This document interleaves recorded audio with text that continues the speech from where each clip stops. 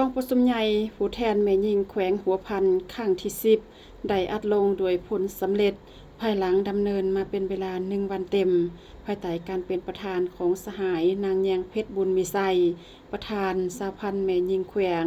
เป็นเกียรติเข้าร่วมของสหายนางอาลีวงโนบุญธรรมกรรมการศูนย์กลางพรรคประธานศูนย์กลางสหพันธ์แม่หญิงลาวสหายคำแพงไซสมแพงกรรมการศูนย์กลางพรรคเลขาพรรคแขวงเจ้าแขวงหัวพันมีผู้แทนสมบูรณ์134สหายที่เป็นตัวแทนให้แก่สมาชิกสหพันธ์แม่หญิงในทั่วแขวงหัวพันตลอดหอดบรรดาสหายแขกถึกเชิญเข้าร่วมนำกองประชุมใหญ่ครั้งนี้ผู้แทนกองประชุมได้เป็นเอกสารกันรับรองเอาบรรดาเนื้อในที่สำคัญเป็นต้นแม่นรับรองเอาบทรายงานการเมืองของคณะบริหารงานสหพันธ์แม่หญิงแขวงใน5 ปีผ่านมาซึ่งได้ตีราคาอย่างภาวะวิสัยกงไปกงมา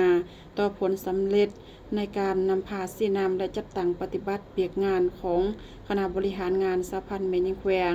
โดยเฉพาะแม่นมติกองประชุมใหญ่ผู้แทนแม่หญิงแขวงครั้งที่เก่าประสบผลสำเร็จตามระดับขาดหมายที่วางไว้และรับรองเอาทิศทางรวมขาดหมายสู่ซนและเบียกงานจุดสุมใน5 ปีต่อหน้าซึ่งรวมมี6ทิศทางรวมและเก่าขาดหมายสู่ซนรับรองเอาทิศทางแผนการพัฒนาแม่หญิงแขวง5 ปี2026 ถึง 2030 ซึ่งได้กำหนดเอาเก่าทิศทางหน้าที่รวม8เป้าหมาย23แผนเบียกงานจุดสุมและ55เบียกงานจุดสุมรับรองเอาบทสำรวจการนำพารวมของคณะบริหารงานสหพันธ์แม่หญิงแขวงสมัยที่เก่าซึ่งได้ตีราคาสูงต่อบทบาทการนำพาความรับผิดชอบความเป็นเอกภาพของคณะบริหารงานสหพันธ์แม่หญิงแขวงสุดเก่า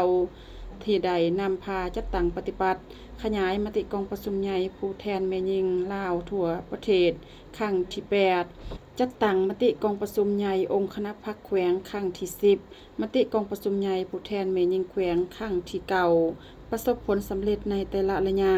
พร้อมกันนั้นบรรดาสหายผู้แทนกองประชุมใหญ่ได้ใช้สิทธิประชาธิปไตยปอนบัตรคัดเลือกเอาคณะบริหารงานสหพันธ์แม่หญิงแขวงสมัยที่10ซึ่งมีผู้ลงสมัครเลือกตั้งจำนวน34สหายคัดเลือกเอา29สหายซึ่งประกอบด้วยผู้ที่มีมาตรฐานเงินไขครบถ้วนตามที่ได้กำหนดไว้เพื่อเป็นแกนนำสืบต่อจัดตั้งพันขยายมติกองประชุมใหญ่ผู้แทนแม่หญิงแขวงครั้งที่10มติกองประชุมใหญ่ครั้งที่11ขององค์คณะพรรคแขวงมติกองประชุมใหญ่ผู้แทนแม่หญิงลาวทั่วประเทศครั้งที่9ให้มีผลสำเร็จตามระดับขาดหมายในกองประชุมครบคณะครั้งปฐมฤกษ์ของคณะบริหารงานสหพันธ์แม่หญิงแขวงสมัยที่10ได้เป็นเอกสารการเลือกตั้งเอาสหายนางแยงเพชรบุญมีไซเป็นประธานคณะบริหารงานสหพันธ์แม่หญิงแขวงสหายนางซัมพรลือแพงเมืองเป็นรองประธานสหายนางสอนจันทร์คุณบุญมีเป็นรองประธาน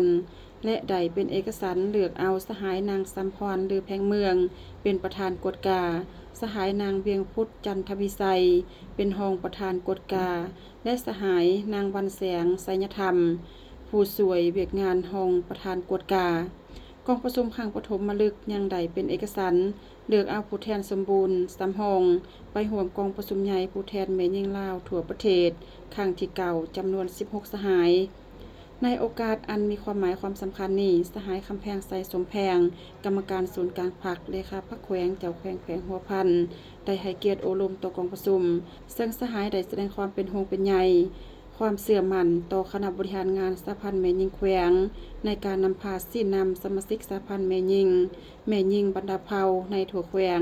เคลื่อนไหวตามพระบทบาทหน้าที่การเมืองที่ได้รับการมอบหมายคำโอลมของสหายยังเป็นทิศสีนำเป็นบอนอิงทางเป็นการมอบหมายหน้าที่ให้คณะบริหารงานสหพันธ์แม่หญิงแขวงในการนำพาสีนำสมาชิกสหพันธ์แม่หญิงจัดตั้งปฏิบัติทิศทางหน้าที่เวียกงานจุดสุมใน5 ปีต่อหน้าให้ประสบผลสำเร็จตามระดับขาดหมายตำรวจสืบสวนสอบสวนของตำรวจลาวมีบทบาทเลื่อมใสดังดาวพัฒนาก้าวเติบใหญ่เข้มแข็งภายใต้การนำคณะพรรคสีนำเบิ่งแยงอุ้มสู้เป็นพลังแห่ง สีห่างสองแจ้งอยู่ทุกเวลา สืบสวนสอบหาบรรดาปัจจัยสาเหตุ เกิดขึ้นไม่ทั่วประเทศทุกคง